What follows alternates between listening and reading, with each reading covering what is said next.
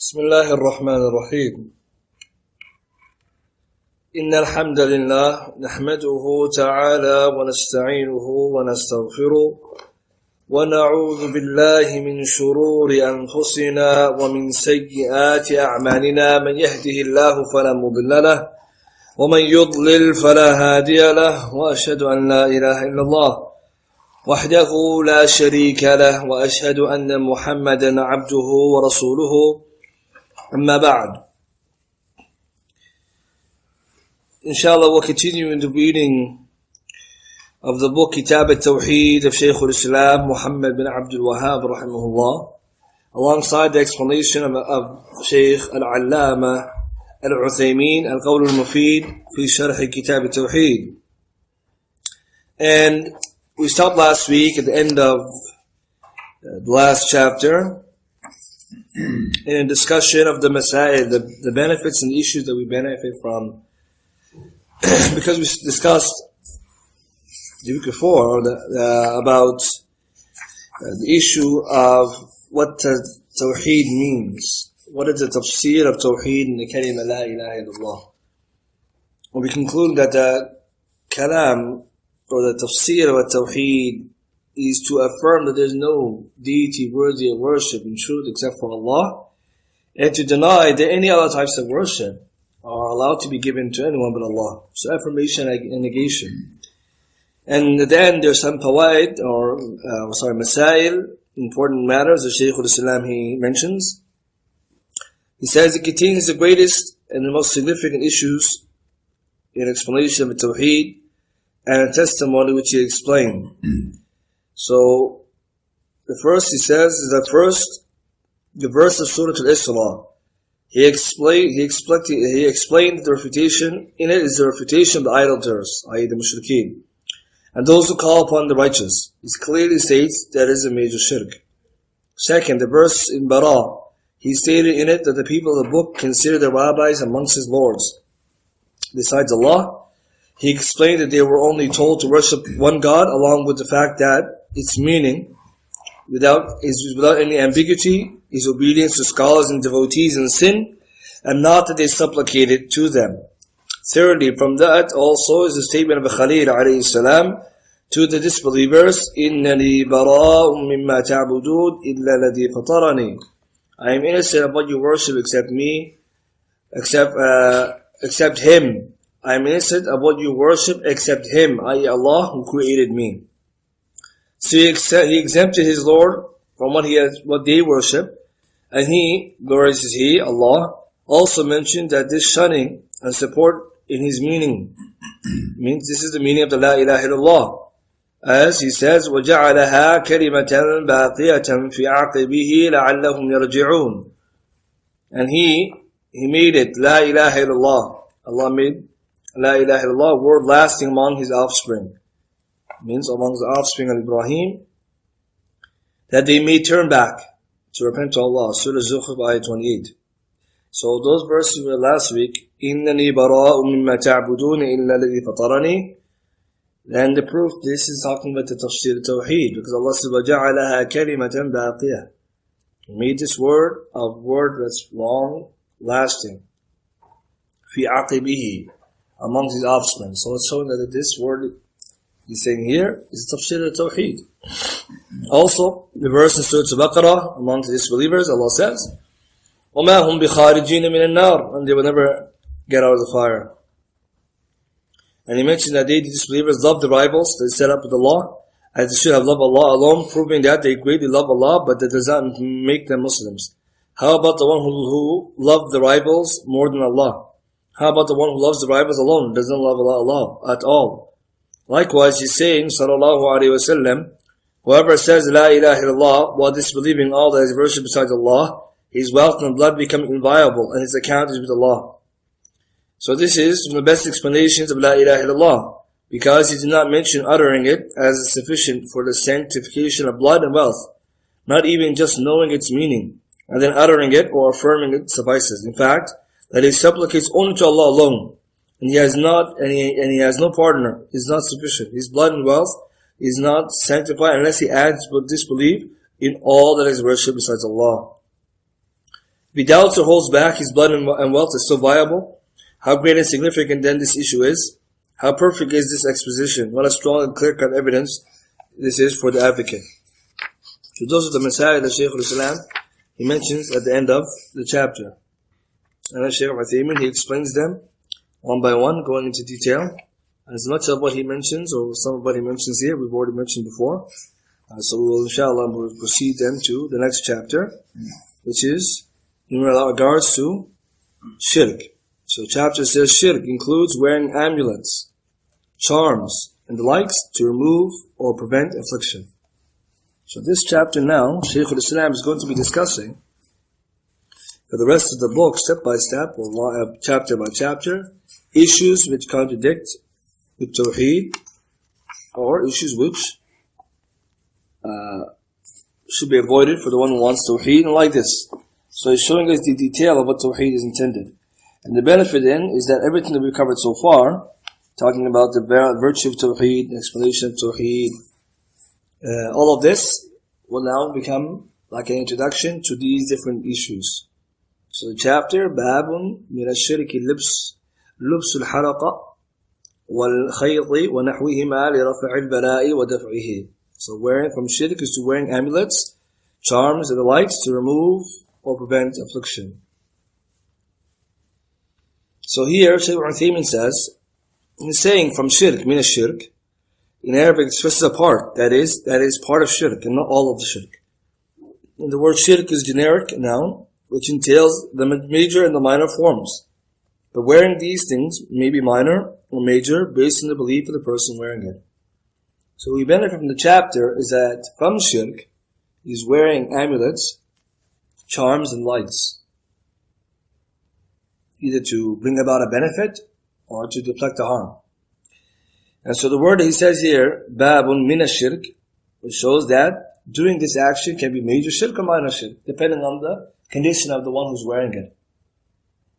Although the ulama say in general, wearing amulets and the likes, in its origin, is minor shirk. And certain, depending on the wearer, or the one who's wearing it, it can become major. It's important that we know that. It's shirk asghar. This is the asl. And it can become shirk akbar depending on the one who's wearing it. And so Shaykh is suggesting these things is from shirk because whoever establishes a means not approved by Allah through legislation or reality has made himself a partner with Allah. So here we're learning why is this chapter connected to Tawheed? Or how is this chapter an issue of shirk? So he's saying here, how is it shirk? Is because whoever establishes a means. So we mean here the means is a means to something. Like a sabab, means, a cause. That is not approved by Allah through legislation or reality, that he makes himself a partner with Allah. So we learn now that the means are of two types, two natures, two types of means that we have. That which is legislated by Allah subhanahu wa ta'ala, so it's in the legislation, and that which is known through experience and reality. We need to understand that. What are the meanings that we have? So we have one that's legislated, and one that is known through experience and through the reality. Whoever comes up with means that are not known through legislation, nor the reality, i.e. something that is known through the experience and experimentation, and so this is means is known and proven, that he's made himself a partner with Allah. Because it's not something which is legislated, nor something which is real. Shaykh says, for example, the recitation of the Fatiha is an approved means of healing. Similarly, taking preservatives, like type of medicine, is a feasible means to cure stomach problems. It is viable since it could be known through tests, through testing, through tijarub or tajrubah, through experience and experimentation. So therefore we see, so Shaykh gives two examples. One is Fatiha, that's the legislated one. Hadith Abu Sa'id al-Khudri, Bukhari, Muslim. The Rasul sallallahu alayhi wa sallam, مَا يُلِيكَ What made you know أنها رقية? What made you know that it's a ruqyah? That's what Fatiha is a ruqyah. Read it and it will cure people from the ayn. And like this. Hadith Bukhari, Muslim. So that angle is legislated. It's Hadith Bukhari, Muslim. And also, Rasul sallallahu alayhi wa sallam showing us that that's something Allah because he approved what he did. So then the other one, by tajrubah, by experience and experimentation, medicine. So the doctors come with medicine after thorough testing, and we eat it, and the stomach problem goes away. It does. To use that as a sabab for cure. Right? To cure a maral, a type of sickness. But the other types, we're not to use, we're not to make up. That which is not legislated, no, that which is known to experience. Without making the means like that makes you then, it's a type of shirk, because it makes you a partner with Allah. From where do we get this knowledge? From where do we get this application, this action? And so this chapter we're going to see that this action is from shirk, and by knowing that, we'll be able to clarify what is Tawhid. As the Arabs say, وَبِدِدِّهَا تَتَمَيَّزُ الْأَشْيَاءُ. To the clarification, to the opposites of things, we get to see a distinguishing of things. To the opposites, we can distinguish between things. So right now we're becoming Tawheed a lot. Now we know what shirk looks like, and we can clearly see what Tawheed looks like. So the husn, the beauty of Tawheed, can be learned through the qubah of shirk, by looking at the ugliness of shirk. As Shaykh mentioned. So we have to know, we know Tawheed what it is, we've covered some parts of it, then we look at the shirk, what it is, and how ugly it is, then we can see the clarity between the two. So this angle, Shaykh Islam is showing us that which we need to stay away from. So now we said there's two types of means, sabab. One that's legislated, almost known through experimentation, testing, and the reality of things, the reality. Now it says concerning means. In regards to the issue of means, people are in two extreme groups, and one is in the middle, of course. So when it comes to the issue of asbab, because we need to take the asbab, take the asbab, the means. Then there are two, people are fall into two extreme groups, and one in the middle. The first group are those who deny the asbab, the means. Those who reject Allah's wisdom. They are the Jabariyah and the Asha'ira. So the Jabariyah and Ash'ariyah, these two, they are extreme. They yunkir asbab. They deny the asbab, the means. How? By denying the hikmah of Allah subhanahu wa ta'ala. And we spoke about that in another lesson about the Ash'aris in relation to the hikmah of Allah. That Allah subhanahu wa ta'ala legislates through mashiyah, not hikmah. It's kalam batil. That's kalam batil. So from that angle, you see Allah would legislate through will, not through wisdom. It's batil. Allah ta'ala alim hakim. So from there, the angle, Jabariyah and Ash'ariyah. Jabariyah, those who extreme in the qadr, who believe they were forced to do things. We've been forced to do things. The decree is forcing us to do whatever we're doing, so we don't have anything. So they're extreme because they deny the asbab by denying the hikmah. The second group, those who went to the extremes about the means, such that they regard non-means as means. So those in the generality, amongst those people of hearsay and the khurafiyin, the mythmakers and mythologists, and the Sufis and others. The Sufi and the like, those who have gone to the other extreme of accepting the means, such that they made up non-means as means. So they come up with all kinds of things. So those like the Sufi and the khurafiyin, people for the khuraf, myths and folklore, things are not known. The last group, the third group, is those who believe in the means and their effects, but they do not affirm other than what Allah and the Messenger sallallahu alaihi wasallam affirm. When such means are legislated, or they're worldly. And there is no doubt that those are the one who really believe in Allah and His wisdom, because they connect the means to the ends and causes to their effects. This is the perfect wisdom. So people who believe in the means and their effects, but they do not affirm other than what Allah's Messenger sallallahu alaihi wasallam have affirmed as means, whether it be in the legislation or the dunya. So it's the way of the Ahlus-Sunnahwaljamaah, just the way of the Ahlus-Sunnah. The Shaykh said, if a person wears the amulet, and things like that, believes that it impacts on its own, besides Allah, this person commits shirk akbar, major shirk, pertaining to Tawhid al-Rububiyyah, because he believes that the others can create besides Allah. So now we're going to learn, like I said at the beginning, the origin of wearing these things is shirk asghar, because it's a pathway, it's a dari'ah, a path to shirk akbar. How? If someone believes wearing amulets is a means to cure, i.e. means to removing harm or bring about benefit, then that means is legislated? No.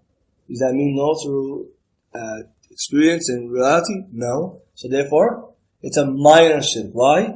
Because it will lead him to the major one, which is, if someone believes that this very thing he's wearing, this amulet, in and of itself brings about good, and in and of itself prevents harm, that's shirk akbar. Because who could do that besides Allah? وَإِنْ يَمْسَسْكَ اللَّهُ بِضُرٍّ فَلَا كَاشِفَ لَهُ إِلَّا هُوَ. Allah says, if any harm or afflict any one of you, no one can relieve it except Allah. وَإِنْ يُصِيبَكَ, if He wants to, Allah wants to afflict you with بِخَيْرٍ فَرَاضٍ بِفَضْلٍ. No one can prevent His fadl, His bounty. So here Allah is teaching us that if somebody is believing that someone can bring about benefit or prevent harm other than Allah, it's shirk akbar. Only belongs to Allah. And so Shaykh teaching us here, if someone has this belief, then this will be falling to Tawhid al-Rububiyyah. Because Allah is the one who can create, and Allah is the only one who can do this. So we need to take note of that when something becomes shirk akbar. So this is an important benefit. So if someone believes in and of itself it can bring about the good, from the harm, then it's shirk akbar. If he just believes the means, not legislated, not known, then it's shirk asghar. وَإِنْ يَمْسَسْكَ اللَّهُ بِضُرٍّ فَلَا كَاشِفَ لَهُ إِلَّا هُوَ وَإِنْ يُرِيدِكَ بِخَيْرٍ فَلَا رَادَّ لِفَضْلِهِ. Then no one, if Allah wants to afflict you with harm, no one can touch you. Allah wants to touch you with harm, then no one can relieve except for Him. And if Allah wishes for you the good, no one can prevent that. No one can prevent His bounty. So what that teaches us here is Allah subhanahu wa ta'ala is the one who brings about the benefit and takes away the harm. But that doesn't mean that from Allah's name is al-nafi' or al-dar. We don't believe that because we don't have evidence for those names. But we do know those are the khabar, by way of description. Allah subhanahu wa ta'ala is the only one providing benefit, the only one who can prevent the harm. So this is important. So if someone wears them with this belief, shirk akbar. If someone just wears it because he thinks it's legislated means or reality or like a means known through experimentation, then it's shirk asghar as the origin is. So therefore, that's how a Shaykh in the beginning, when he mentioned that, the chapter says, Babun min ash-shirk. Min ash-shirk means it can be akbar or asghar depending on the condition of the wearer. So then it's upon us then to clarify why the wearer is wearing what he's wearing. And we're going to get there. If he regards it as a means which does not impact on its own, he commits a minor shirk because he took a non-means as one that's a means. He has joined a rival with Allah, the exalting ruling that the thing is a means, while Allah has not proved that. So because you made this a means, it's not really a means. You're rivaling with Allah's ability to legislate and to decide what is a mean and what isn't. And only Allah can do that. The hukum and the shara' belongs to Allah. أَمْ لَهُمْ شُرَكَاءُ شَرَعُوا لَهُمْ مِنَ الدِّينِ مَا لَمْ يَأْذَنْ بِهِ اللَّهُ. And perhaps by doing this, it will also lead to someone to start to believe that it can be actually a means. But because if someone, let's say, did this, he believes this amulet is a means, and through Allah's decree, he was cured. Not because of the means, this imaginary means, but because Allah willed it to His wisdom and knowledge. Then someone may believe that this is a means, and he didn't believe that this is itself is doing it. So it's very important that the people that they should know that this is not the way.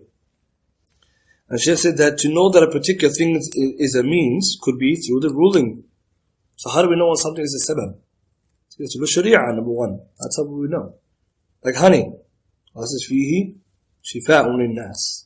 And honey is a cure for mankind. Surah Nahl ayah 69. And the recitation of the Quran is also a healing for mankind. Allah says, وَنُنَزِّلُ مِنَ الْقُرْآنِ مَا هُوَ شِفَاءٌ وَرَحْمَةٌ لِلْمُؤْمِنِينَ. And we reveal of the Quran that which is a healing and a mercy for the believers. Surah Isra, ayah 82. So from Sharia, we can learn what it means is. So from cure, Quran says, honey is a cure, Quran is a cure. So I know now it means something. Or from reality, such as when we practice a test on something, we find it useful for ailments or diseases. However, its effect must be visible and perceptible, such as when one cauterizes and becomes healed. This is a plain and clear means. So in order for something to be tested, we must be able to see visibly its effects. It can't be something just in the head. Right? Or what's it called? The placebo effect or something like this. Right? Like this. We need something that's real visible. Because otherwise, how would we know what it means? So, for example, Sheikh's cauterization. And we mentioned in the lesson before, the cauterization is makruh and not haram. So, if someone cauterized, after a while the wound became feeling better, then it's proof that it worked. And we can see it because first you go on the wound and then you press it with that thing, with that heat, and then after the wound become hot and later on it's healed a bit. It's visible, not something that's not visible. Because it will lead to which is worse, right? It can lead to the same things. It's like believing something is a means which is not known to be. How do we know what it means if we cannot see its effects? So Sheikh, so we have said this, that no one should say, I have tried such and such and found it beneficial. Nobody should say such a statement. While such is not acceptable, like an amulet. Someone may wear it believing that it is beneficial, and so he may benefit from it owing to the effects of personal emotions. So the placebo effect. So someone just believing it's going to benefit and wearing it, then it benefits just personally based on this emotion he already has. This perception he has is already going to affect him. Even though in and of itself it doesn't have any benefit. Similarly, one might recite to the sick. It will not have any effect on him. But when someone else comes, who recites it, considers it beneficial, and reads the same verse, he feels the effect and becomes relieved of the element. And everyone who recites the Quran, it's the same Quran, and everyone who recites it may be cured by it. How is it cured? The one who has yaqeen, certainty, and ilm, knowledge, that this is a cure, and taqwa. And that's why Ibn Qayyim mentioned this good benefit, that when reciting it, it has to have that. Someone must have that belief, that by Allah it will be curing, and have certainty and trust in Allah, and then it will cure. And so this is the benefit we see, even though we are reciting the same surah, Surah Fatiha. We will recite it, and we find its effects don't happen. Someone else will recite it with conditions that he believes is going to cure, and then it cures. And a story, example, Ibn Qayyim mentions, Ibn Qayyim rahimahullah himself, in one of his works, Zad al-Ma'ad, that he himself got sick in Mecca and was unable to find any doctor. And so he kept reciting the Quran, Surah Al-Fatiha, and reading on some water again and again, and he was cured perfectly. A perfect cure, he said. Another occasion, he mentioned the same incident, and he said that after I realized this effect, I never then sought any other cure except that. Once I saw how it worked, complete cure. And how is it that he's reciting it? With that knowledge and he has that consideration that it is a cure, Allah cured it. So the benefit that we see that even the same thing, just reciting alone is not sufficient. And someone has to have that belief. And the opposite is true. If someone just recited, or in this case, the opposite, someone just put on an amulet, which has no effect, and believing it's affecting, you may find some benefit or some cure because of that belief he already has, not because of what it is. Whereas the second one, Fatiha, is legislated. The first one is not legislated. Likewise, those who wear charms or rings and amulets, they may feel some relief from the pain or impulse or its removal based on their belief in its effectiveness. The relief felt by the one who thinks that the amulet is beneficial is mere mental perception. It's not a legitimate means of affirming the means, just as intuition is not a means for legislation. So the gut feeling is not a proof of legislation, the intuition you might have.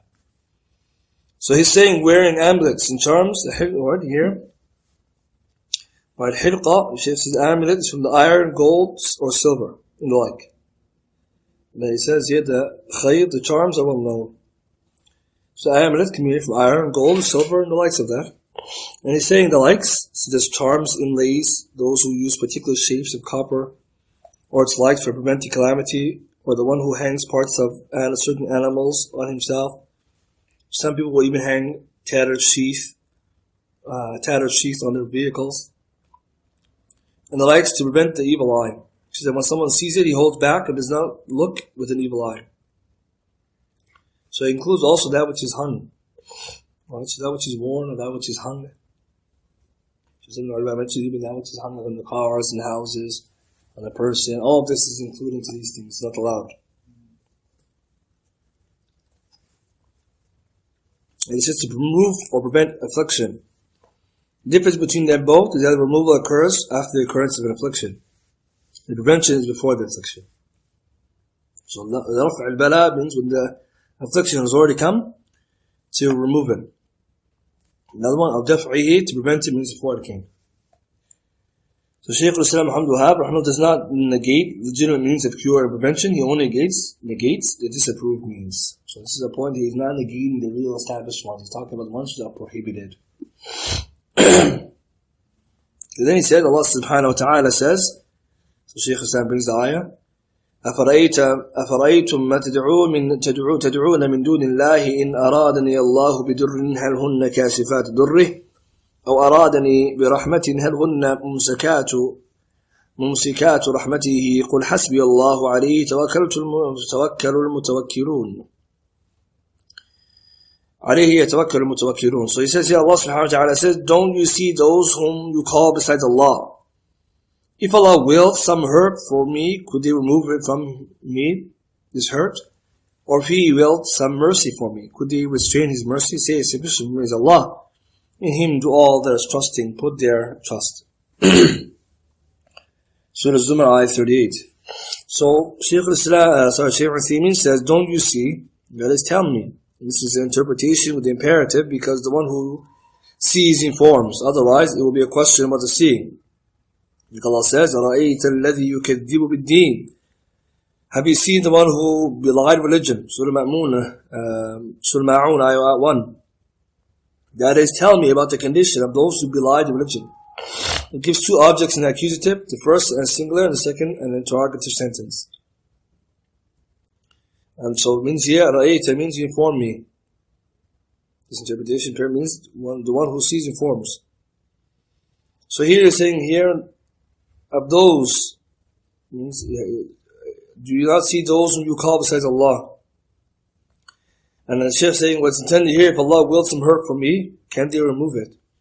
And what is meaning here, to call supplication by way of worship and request. They call upon those idols by way of worship. So they worship them with the oath, sacrifice, bowing, and prostration. They call unto them by way of request to prevent calamities and seek good. If Allah the glorious is He who wills an evil for a slave, no idol can remove it. If He desires mercy for him, it cannot be withheld, and no one can withhold the mercy from Him. He does neither remove harm nor restrain benefit. So why is it worshipped? And he's saying remove from entails prevention or removal. So he cannot remove hurt by repelling it or restraining it, and he cannot remove it by taking away and dispelling it. And he's saying, say sufficient for me is Allah, that is the one who suffices me. And hasab or here means sufficiency. From this, that is the saying of the exalted, جزاء من ربك عطاء حسابا. The requital from your Lord, a gift is in payment. Surah Naba, ayah 36.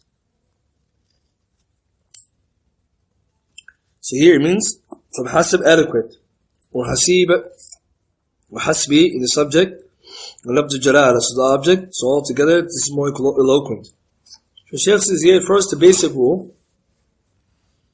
is that when he's talking about here benefit in regards to the Arabic. So we'll move to the statement here. Talks about the end of the verse where Allah subhanahu wa ta'ala says, وَعَلَيْهِ يَتَوَكَّلُ الْمُتَوَكِّلُونَ. So here, in Him do all the people who put their trust. What it means here, the real trusting is the one who trusts Allah. But the one who relies on idols, saints and shrines and lights, he's not one who trusts Allah. This is, however, does not negate that someone entrusts something to another and rely upon him, because there's a difference between relying on a person who is to provide you a service by your orders and one's dependence on Allah. And this is from the fact that you're depending on Allah, is you're believing that benefit and harm are in His hands, or in His hand. And you humble yourself before Him, depending on Him, in need of Him, and trusting all your affairs to Him. The point of reference in this verse is that the idols do not benefit its people. They neither bring benefit nor prevent harm. So they are no means to good or evil. One may then apply all other means that are not approved in the Sharia, or one may then apply all other means that are not approved in the Sharia or considered real as a form of associating partners with Allah. And this shows the author's proficiency, his exceptional deductive abilities. If not, the verse pertains to major shirk, which involves idol worship, but juristic deduction is quite clear. Since the idols are not beneficial means, so the ruling for all 9 means are deduced therefrom. therefore considered acts of shirk. So what Shaykh is saying here, this ayah, how is it a proof against amulets? It's because Allah says in the Quran there, أَفَرَأَيْتُمْ مَا تَدْعُونَ مِن دُونِ اللَّهِ. Do you not see those who call upon besides Allah, i.e. the idols? And so Allah says to them, they cannot either remove benefit, harm, they cannot remove harm, nor hold back Allah's mercy. So therefore they're not considered means. And so this we will say, okay, that's major shirk. We're talking about idols here. So if the idols, Allah denies that, then whatever is underneath it is more so. So Shaykh Islam then says, the argument from there, therefore, what is underneath it, of other non-legislative means, or non-real means, are also likewise shirk. Because Allah subhanahu wa ta'ala denied the idols as the means, likewise everything beyond this. So Shaykh Islam uses the illah here, the juristic reason, to show that it's not just the idols alone. All non-means follow the same thing. And so Shaykh says that shows now his knowledge, his ability to deduce the ayah that way. And he's able to derive the benefit from the verse that's talking about major shirk from idols, and says for all things that are not beneficial non-means are also considered shirk. In order to make it more clear, it's the hadith coming. So then he says now, Shaykh al-Islam quotes the hadith from Imran bin Hussein radiyallahu ta'ala anhu. The Prophet sallallahu alayhi wa sallam saw a man with a brass ring on his hand. So he asked him, what is this? And the man said, it is used to cure arm pain and weakness. So Rasulullah responded saying, remove it. It will only worsen your weakness. If you should die while it's on you, you will never succeed. Reported by Ahmed with a good chain. There's some different opinions on this hadith. Some scholars agree it's authentic, others they say it has weakness. And nonetheless, it's one of the evidences that proves that wearing amulets and likes has no benefit. So here he says, he's saying, Imran saw a man, he did not mention his name since the essential thing is to mention the incident and its ruling. However, there are indications that Imran himself, that it could have been Imran himself, but he concealed his person. So the intent here is that it could have been Imran Hussein himself. But he didn't mention him exactly, and that's not what's necessary. What's necessary to know the hadith and the meaning. He says then, ring and brass are well known. As for the wahina, which is a pain on the upper arm. So he wore it to remove pain in the upper arm. And he's saying you never succeed. Success here means salvation from the dreaded and attainment of the desired. So the word success used here, it means salvation from what is dreaded, what you don't like and are afraid of, and attaining what you desire. So this hadith is perfectly relevant to the chapter because the man is wearing a brass ring either to prevent or remove affliction. Apparently, it was used to remove affliction based on his statement. It will only worsen your sickness. So the addition will be upon the basic thing. And then Shaykh says it points to a number of benefits. Number one, that this is necessary. That it's necessary for the one who wants to forbid an evil to inquire firstly about the situation, since he may be assumed something to be evil while it's not. And its evidence is that the Messenger ﷺ said, what is this? And this interrogation here apparently expresses inquiry and not disparagement. So the benefit, Rasulullah asked him, what is it? He didn't just come and jump to it and say, take it off, it's shirk. The benefit, especially when we're doing ordering good and prohibiting evil. We mentioned before about those issues. And Shaykh al-Islam Taymiyyah mentions there's three things someone needs if he wants to order to good and prohibit evil. Number one is ilm, knowledge. So you have to have knowledge and you have to inquire, you have to be aware, where is this person actually doing what is prohibited. Right? So if you just assume that he is, because he's wearing something, it's not the way. You have to know why. Right? You have to ask. So for great benefit, I'm ask him, right? Mahadi, what is this that you're wearing? Number two, when it continues, he says here, as for the man saying, min al-wahina, it's from this type of sickness that's in the upper arm. It means I only wore it to protect myself from this. And it may affect the entire body or some parts of the body. It means the sickness usually known for the upper arm, but it could be all the body. Second benefit, the obligation of forbidding evil is based on his saying, remove it. So the Rasul instructed him to remove it. Once he was clear that what he said is prohibited. He ordered him to remove it since wearing it is abominable. And then he stressed him by saying it will only worsen your weakness, that is weakness in the mind and not the body, although it may also worsen that of the body. As for weakness in the mind, it's because when an individual attaches his mind to such things, it becomes weak, and he begins to rely on it, forgetting reliance upon Allah the Exalted. Please trust in this. These things cannot be themselves, in and of themselves are not means. When we said the means are not in and of themselves able to bring about the good or to prevent the evil. It's Allah who can do that. The Shaykh then says, mental perceptions have serious impacts of weakening the individual. Sometimes a healthy person may imagine himself sick and eventually fall sick. At other times, the sick may conceive himself to be healthy and he gets well. Mental disposition towards a thing has great effects. Thus, we find that some of those who suffer from the psychological ailments were originally weak-minded. When one would imagine himself ill from such and such ailment, he will suddenly turn weak and become self-afflicted. So it's very important to pay attention to that. So this person who is wearing a ring due to arm pain and weakness, such will only worsen his condition because you believe that he is healthy as long as it is on him. And if he removes it, his ailment will return. This is no doubt weakness of the mind. So the Shaykh prohibited him to remove it.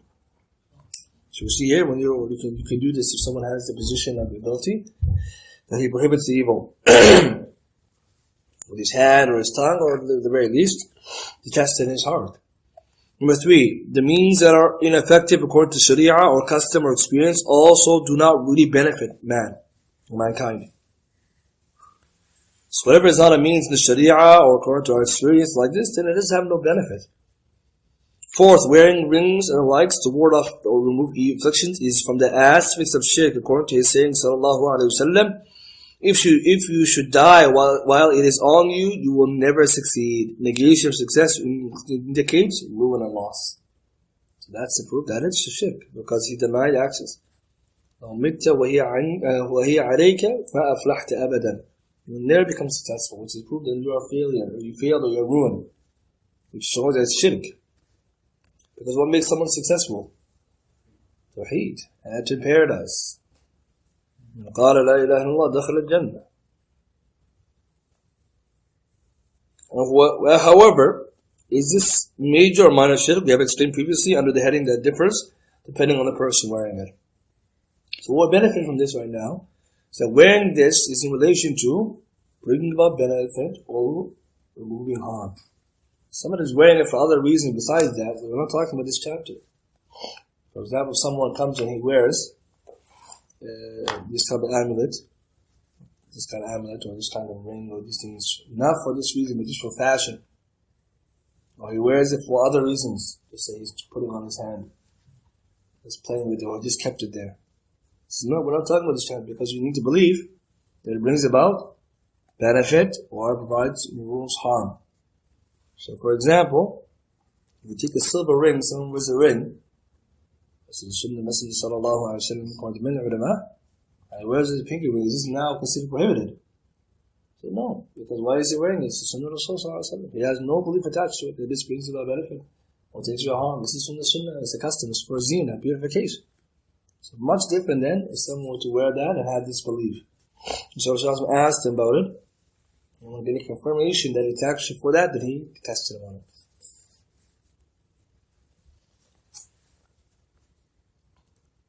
Or it could be also something that's hung in the car or in the house or something. It should be asked, what is this for? Is this for disbelief or that, or what is it? So we asked to inquire to first find out if it just falls into the issue. 5th, deeds of man are considered according to what he ends upon, based on his statement. If you should die while it is on you, and it becomes known that if he removed it before his death, it will not harm him, because if a person repents before he dies, as if he did not sin. Means he becomes sinless. The benefit we get from this, the condition of a person is based on their ending. Right? Where the actions are based on the ending, the last action. So very important reminders of that as well. In fact, the man here, if you die upon it. So again, if you repent from it, then the child is free of it. So a reminder that the ending is what's important. Next hadith Shaykh Islam brings is reported from Uqba bin Amir radiyallahu ta'ala anhu marfu'an. Whoever hangs on an amulet, or hangs on means wears, Allah will not perfect things for him. Whoever hangs on charmed seashells, Allah will not give him success. So this hadith, it has some weakness. This hadith has some weakness in it. So it's from the number of hadith Shaykh Islam brings in the chapter. So it's not free of weakness. The Shaykh then, Ibn Uthaymeen says, whoever hangs on an amulet, that is, he who connects himself to it. So the word متعلقة, I think we're looking at the wording. Yes, this wording. من تعلق تميمة فلا أتم الله ولا أتم الله له. So he says here an amulet here. Whoever hangs on an amulet, that is, that he who connects himself, his mind to it, and depends on it, to attract benefit or avert evil. Amulets are made from trinkets hung on children to prevent the evil eye. So this is the standard use of amulets that they wore around the necks of the children to prevent the evil eye, the ayn. And his statement that Allah will not perfect things for him, the sentence is predictive, implying supplication, but also that occurs as a predicate. So what the intending here is that it's prohibited. And the Messenger ﷺ informed him that Allah will not perfect his affairs for him, or supplicated that Allah should not perfect his affairs for him. So both ways can be understood. If someone wears this, Allah will not perfect his affairs for him, or may Allah not perfect his affairs for him.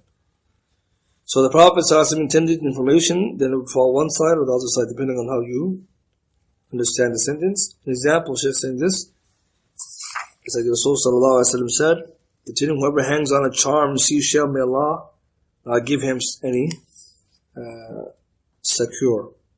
It says here, wada' is a singular form of the word wada', which refers to pearls or shells. So here, in the last part of the hadith, it says, وَمَنْ تَعَلَّقَ وَدَعَةً فَلَا وَدَعَ اللَّهُ لَهُ. So wada' here means pearls or shells from the sea that are hung to repel the evil eye. And he claimed that if a person hangs on the charmed seashell, he will not be affected with the evil eye or the jinn.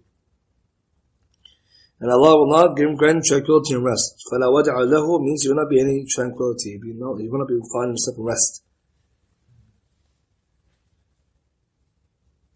Then he continues, says another riwayah of the hadith, مَنَعَ تَعَلَّقَ تَمِيمَةً فَقَدْ أَشْرَكَ. And this is a riwayah many of us are familiar with. This hadith, this one is sahih. Whoever hangs on to an amulet, or hangs the amulet, or wears one, has committed shirk. And so this riwayah is sahih. And then he brings another narration after from Ibn Abi Hatim, reported from the story of Hudayfa radiyallahu ta'ala anhu, that he saw a man with a piece of twine on his hand for protection against fever. He cut it off from reciting, وَمَا يُؤْمِنُ أَكْثَرُهُمْ بِاللَّهِ إِلَّا وَهُمْ مُشْرِكُونَ.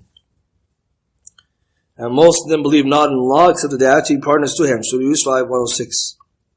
If you remember this narration, we'll mention that it has some mentions here, and if one knows it has some weakness, but others have authenticated it, if I remember correctly.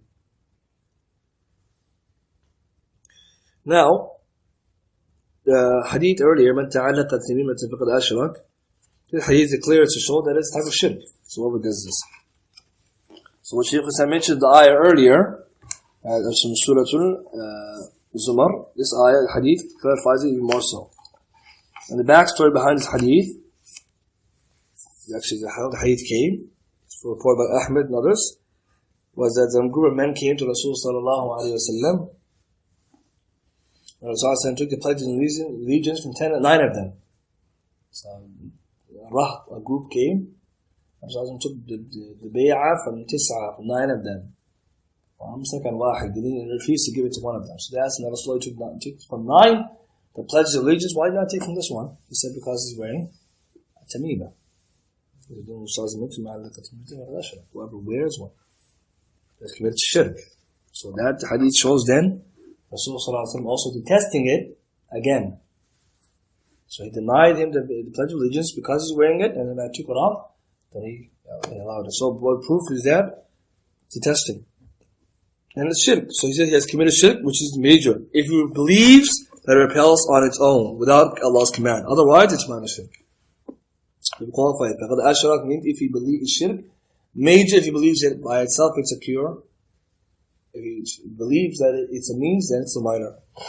And it says another one about the issue of the narration of Hudayfa, that he saw a man wearing this type of charm or a piece of twine or a piece of string to protect against the fever.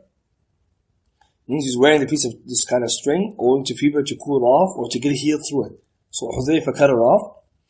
And this action of his is a form of forbidding evil with his hand. And it points to the fact that the Salaf was zealous or had zeal and resolved to forbid wrong with the hand and with other means. So Salaf Salih, our pious predecessors, they used to prevent the evil with the hand, if they're able. For Hadith al-Sahabi Jalil, radiyallahu ta'ala anhu. So if we're able to do that, we can use our hand. If we're not able, then we use our tongue. It's very important that we took into condition. We don't want to just to take the narration and go on. So if we're not able to remove it, we will advise. Because we go back to the hadith, Rasulullah sallallahu alaihi wasallam, whoever sees a munkar, let him change it. Awalan what? Biyadihi, right? By his hand. So we find a benefit there. The Salaf were zealous and had eagerness to forbid the evil with their hand. Then he read the ayah, and the ayah says, and most of them believe not in Allah except that they actually be partners to Him. So Hudayfa radiallahu ta'ala recited this verse referring to the mushrikeen in the issue of Tawhid al-Rububiyyah, but disbelieve in Tawhid al-Uluhiyyah. But he's saying here, Allah said they actually partners to Him, is in the form of accusative form. It means most of them means while they get involved in shirk. So Hudayfa's criticism of a Muslim wearing a piece of string to cool off fever or to seek cure from it proves that Iman and shirk may coexist in an individual. It's a benefit. That Iman and shirk may coexist in an individual. Even though that should not be major shirk, since major shirk cannot coexist with Iman. So what is referred to here is minor shirk. So it's a benefit that it could be someone can have shirk and Iman. And someone can have Iman and shirk. But not let's say that it's a major one. So it's a proof that he read this ayah. Allah is referring this ayah to the mushrikeen who commit shirk in Tawheed al-Uluhiyyah, although affirming Tawheed al-Rububiyyah. So Allah says, وَمَا يُؤْمِنُ أَكْثَرُهُمْ بِاللَّهِ. And most of them do not believe except they are mushrikun. So another narration, if I remember correctly, from Ibn Abbas radiallahu ta'ala anhum and others mentioned that from this and other ayat, that's proof.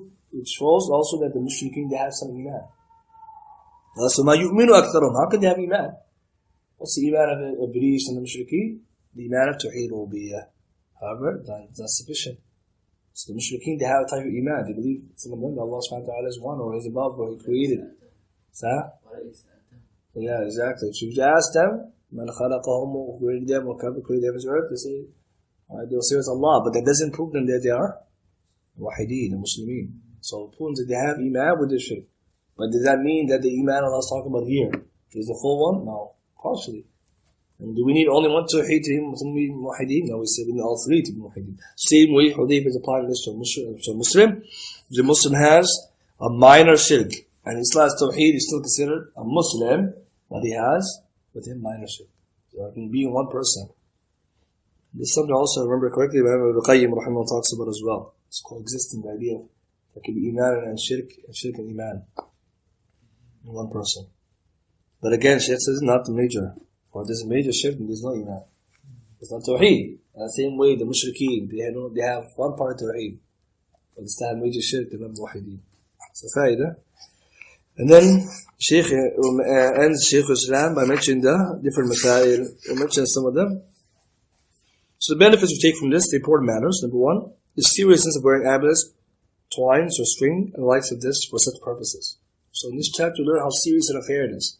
And unfortunately, many Muslims default this. Allah musta'an. And they've considered a custom or habit. And they don't even take a second guess why they do with this. So you may find someone whose key fob, he has something on it. Rabbit's tail or whatever. Wolf's tail, foot, this. And they don't consider anything. Forgetting that this, it never stops from the habit to shirk. Because it's customary. Or hang on the car. In the central mirror, they have this and they don't have any problem with it. Or they might even not even thought that that is something that's objectionable. They see it to be something that is just a decoration, would it be. So it's very important with the seriousness And we warn our family members and our friends, and when we see something like this, we advise them. What is this that we have there? Hikmah, and basira, as we learn, and do da'wah with Allah. Because many people, they don't know. And that's why Kitab Tawhid is an important book, where we can establish Tawhid. What is it that Muslims we don't know? This situation that we're in now, that has become, that we find in many of our households, or many of our friends, or many of our acquaintances, this affair. So it's very important that we know the seriousness, that we go and advise others. Number two, that if the companion, radiallahu ta'ala anhu, died while having it on him, he will not prosper, points to the view of the companions that minor shirk is the worst form of major sins. So Shaykh mentions a good istidlal here. Istinbat of Shaykh al-Islam here, that the fact that Rasulullah told him, even though the hadith has something to this, that if the companion died while having it on him, he will not prosper. This points to the fact that the companions, they understood that a minor shirk is the worst of major sins. Because Rasulullah said that he would, right? He will not become successful. And we mentioned before that minor shirk is considered the worst of major sins. Of course, it's major shirk, then comes right after it minor shirk, then the different types of major sins. Because both of them, major shirk takes you out of Islam, minor shirk is still connected to shirk. So despite the fact that it's considered a major sin, it's still connected to shirk. That's why it tops the list. Because it's not just to do with the creation, now you deal with the creator, right? So it's very important. Third, that ignorance is no excuse. The ignorance is no excuse. Fourth, that it does not benefit in this life, it rather harms, as evident in his saying, it will only worsen your weakness.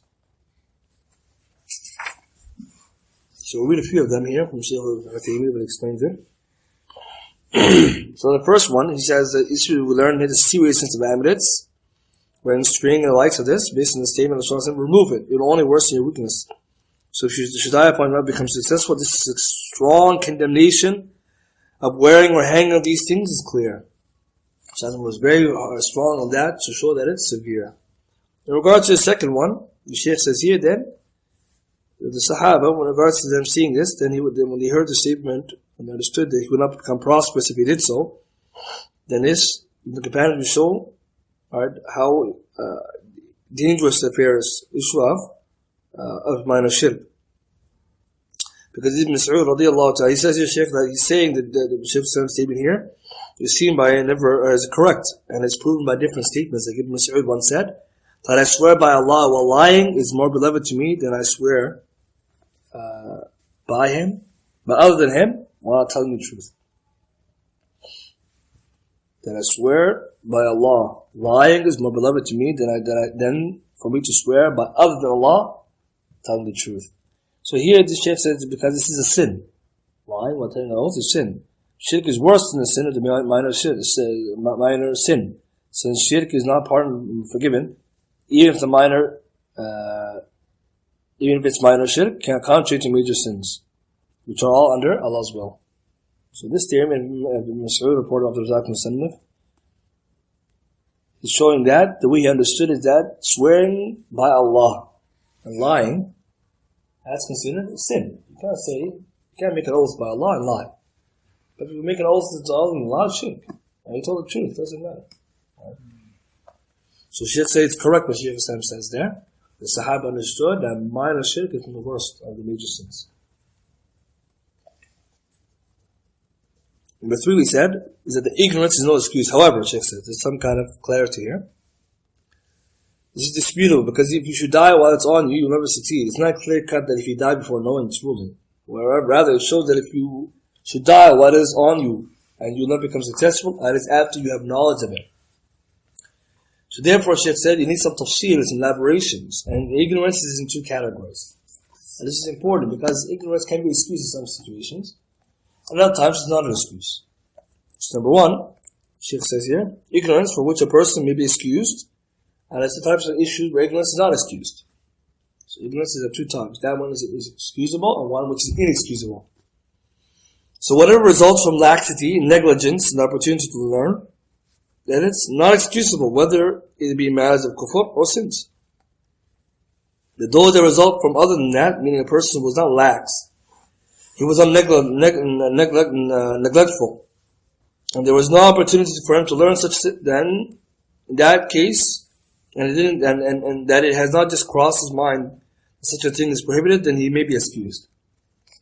The first one, someone's negligent in learning, and he has opportunity to do so, whether it be kufr or sins, and this person is not excused. The other one is one who is not neglectful. He doesn't have the kind of opportunity to learn. But then this something is not an issue that is known to him or came to him before, then he can maybe excuse. And this is something what Shaykh Uthaymeen he mentions in other places of his work as well. Right? So, for example, in some of the ulama and usul al-fiqh, they mention this issue, right? In regards to when someone's ignorance is excusing and when is not. And we need to think about this because, again, we spoke about some of this before, and even as Muslims, we need to be aware of when somebody is excused for the ignorance and when someone not. And for many Muslims may not be knowledgeable about the religion. This is a clear reality in our time. And so some of the ulama, when they mention here that the issue, like his Shaykh mentions, what did he mention? He mentions, for example, his manzuma in usul al-fiqh, لكن إذا فرط في التعلم فذا محل النظر فتعلمي. So example will be if someone is negligent in learning, then this is a position of consideration. So someone should learn that it's obligatory upon. So in this line, he's teaching us that if someone, he did it outright know something, that's different. But if he's negligent in learning, and capable of learning, then that is a mahal another. But look at the situation of that person, individually. Really have means to learn these lessons? Could he go and ask Mashayikh or Ahl al-Ilm? What are the opportunities for learning? Versus the one who didn't know. So the Rasulullah statement here doesn't mean that the person right outright will be punished because he was worried. Maybe he never knew. And he didn't have the opportunity to everyone to tell him that such ayahs should not be worn. The same thing for us, we should try our best to advise those people, to give them the opportunity to learn what they're supposed to learn. But we have some of them, due to their ignorance, they don't even know that this something can be part of the deen of Islam. That this is prohibited. It never came to them all their life. So he says, if he professes Islam, such a thing will not harm him. But if he is disbelieving, then he's a disbeliever in this world, but hereafter, in his case, with Allah, based on the most correct opinion. Means if somebody died, and he's claiming to, but he professed Islam, then such a thing will not harm him, but if he is disbelieving, then he's a disbeliever in this world, and hereafter, his case with Allah. When somebody who was committing disbelief, and he died, then he doesn't know. Maybe he didn't know these things were prohibited. Maybe he wasn't aware of this. Then, Shaykh says here, then the dunya he'll be considered like a disbeliever, and hereafter Allah will know his situation. He will be tested. If he obeys, he will enter paradise. But if he disobeys, he will enter hellfire. Why? Because ahkam, we look at al-dhahir. So someone died upon disbelief, and perhaps this knowledge of the kufr and shirk and the tawhid, the relations aspect that he fell into, will never reach them. We may not know this, but this knowledge is not clear to us. So to rule him, the dunya is disbeliever. And then hereafter, we'll leave his hal to Allah. And then he will be tested. Therefore, the one who grew up back in the country, far away from the scholars, and it never crossed his mind that such and such is forbidden or obligatory, such a person is excused. But there are many people like this in our countries. They never heard so many things that are prohibited. And there are no ulama they can ask. So Shaykh say, give you an example. A person who attains maturity while still young in a village without any scholar, and he has not heard anything about knowledge. He took it that worship is not obligatory until one reaches the age of 15. So he remains like that even after the maturity until he attains 15 years of age without observing any salah, without fasting, without taking even ghusl from janaba. We will not order him, such a person, to repay those acts of worship because he is excused due to his ignorance, which is not out of laxity to learn, and that never did occur to him. So this kind of person, we don't tell him to have to repay all those salawat. He didn't know. And it never occurred to him that, and there's no negligence because also there's not people knowledge that to inform him. Similarly, he said, if a woman, a female, began to menstruate while she's still young, not having anyone to ask her around, and it never occurred to her that such a person is obligatory, that is obligatory except until she reaches 15. She will be excused if she was not fasting or observing salah, But for those whose condition is otherwise, like the one living in the cities, who could ask, but has some negligence and laxity, such is not excused, because the common thing in the cities is that these rulings will not be unknown to him. And the scholars could be found there, from whom he could easily ask. So he is lax, and such must pay back the missed prayer and the fast. And will not be excused for ignorance. So severe should not then become to nowadays. So how many people can claim that they're excused? So what degree are we being talking about excusing? And they have access to the people of knowledge, the computer, the books, the information, and so much other means. Allah al-Musta'an. And Shaykh continues with the next set of masail, that perhaps inshallah we'll, and with that much for now. Inshallah, if anyone has any questions or they want to ask, yes. What's the rule on one who hangs but doesn't believe it?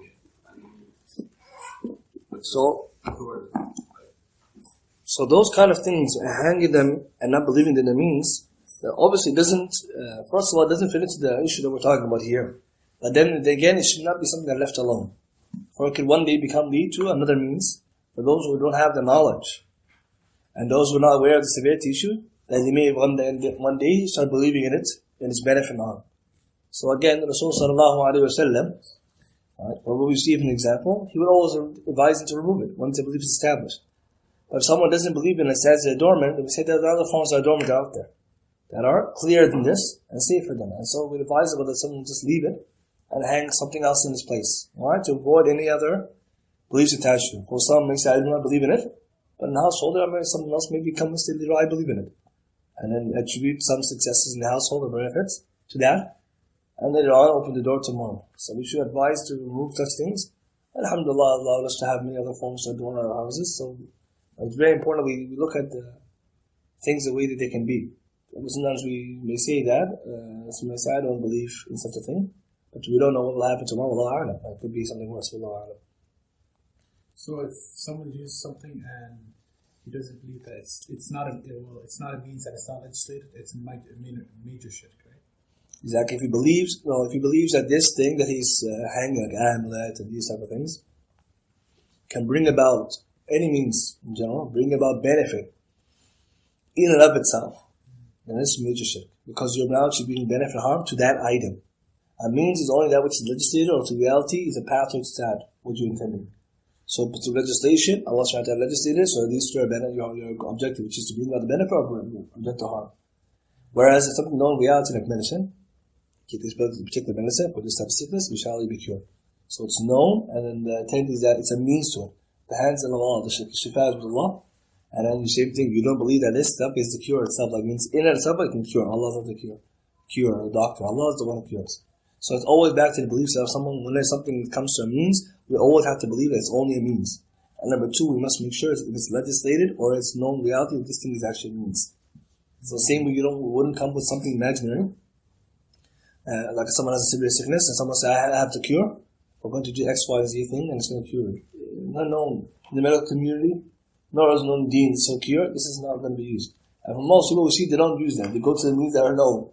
So the people who, when they look at things, we need to make sure that something is legislated as a means, or it's known through reality that actually can benefit that particular issue. Otherwise, it's not a means that's known. And we should then also not believe that that means, which is there, is a cure in and of itself, or the benefit in and of itself.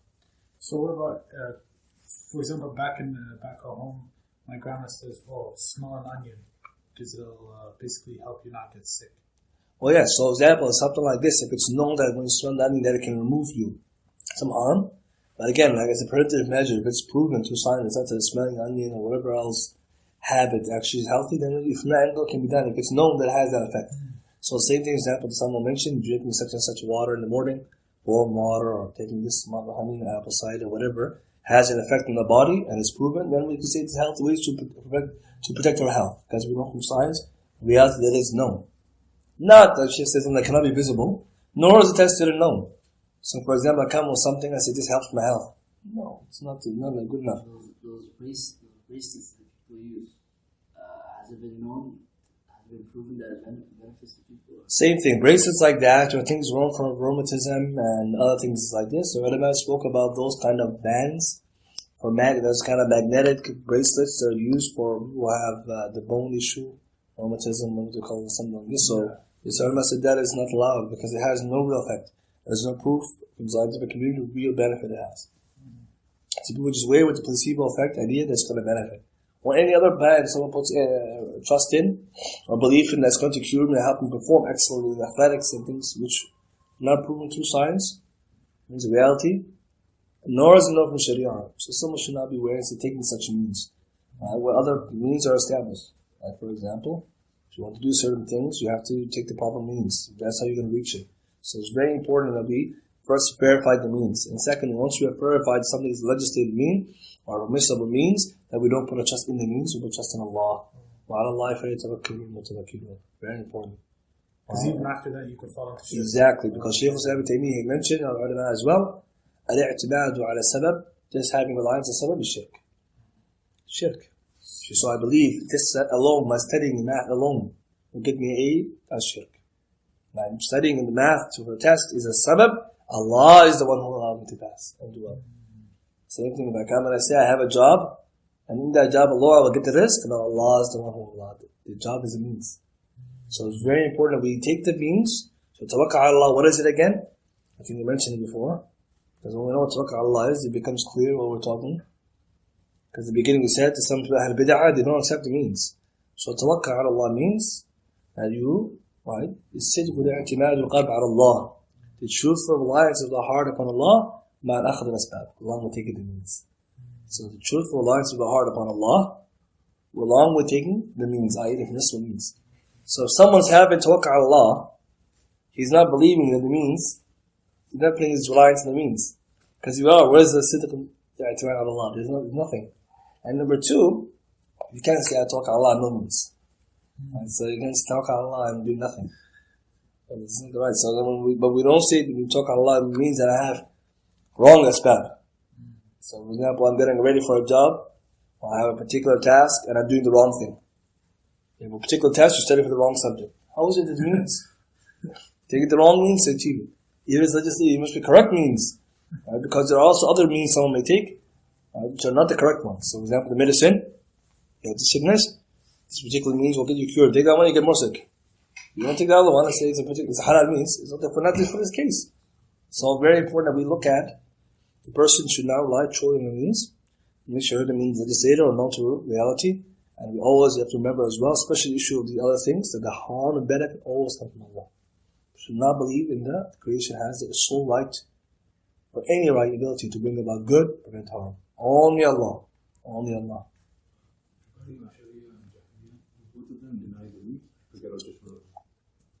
Jabari and Ash'ariyah both deny the means by denying the hikmah of Allah. They believe that Allah legislates only by His will. Yeah, so it doesn't need to do wisdom. As I said, so Ahlus-Sunnah will say, Allah legislates to His wisdom. Whether we know that wisdom or we don't. Allah is Al-Alim Al-Hakim. So they affirm, they don't affirm it in the issue of the means and the qadr. On the issue of the affairs, yes. So they don't look at that. Even though they might say, the wisdom is something that's there, but it's not. They don't look into the issue the way we Ahlus-Sunnah say that Allah, we have to affirm Allah's hikmah and Allah legislates the hikmah. They say by Mashiach. So these two groups, where they're going wrong is the issue of the means. And other groups, the other ones, open door the means to everything. So they make out. They're known for doing ta'atil, right? Yeah, they have tafweed and ta'atil and ta'weel, all these things. Any other questions? Yes. What was the hadith we mentioned? Whoever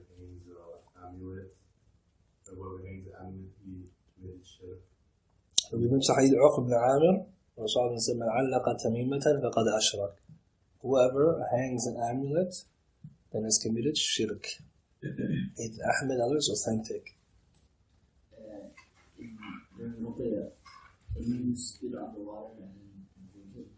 There's a khilaf between the ulama regarding using the water as a type of ruqya. Some of them they say it's allowed because it works, and there's some narration from Imam Ahmed, and some of them narrate even a hadith in Abu Dawud. But the hadith in Abu Dawud is da'if, as Shaykh al-Albani graded, so it's not known that Rasul sallallahu alayhi wa sallam used to do it.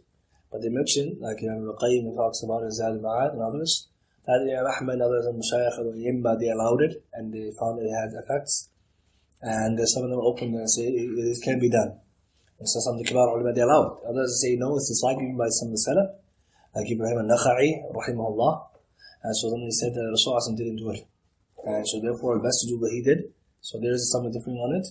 And so we would mention that someone will return back to the issue and to examine it. But there is like there is more than one view on it. So we'll end with this. Subhanahu wa bihamdika, ashhadu an la ilaha illa anta, astaghfiruka wa atubu ilaik.